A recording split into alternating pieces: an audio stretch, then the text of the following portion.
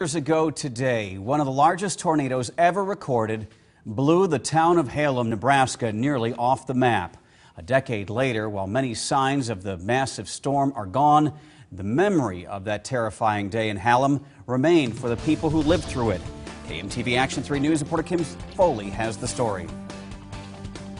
It's been a decade since the second largest tornado on record came barreling through this small town. Since homes have been rebuilt, businesses are back on their feet. But for the over 200 people who call Hallam home, it's destruction that will never be forgotten.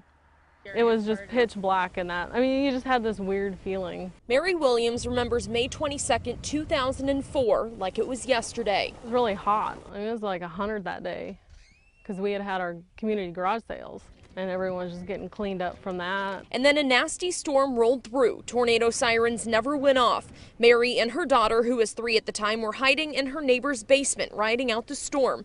Mary came upstairs twice, thinking it was over. And we looked out and the trees were still up, neighbor's house, everything was still there, just all the windows were busted out. And our ears popped again, so we ran down to the basement. Within minutes, an F4 tornado leveled the town. The twister was 2.5 miles wide. Businesses, homes, lives destroyed. One woman was killed, dozens others injured. Mary's dad, Armin, was on a fishing trip in Montana. She called him to tell him he had to come home. I just put a new metal roof on it. Well, that whole roof gone. Never did find a piece of metal or nothing, none of my camping stuff.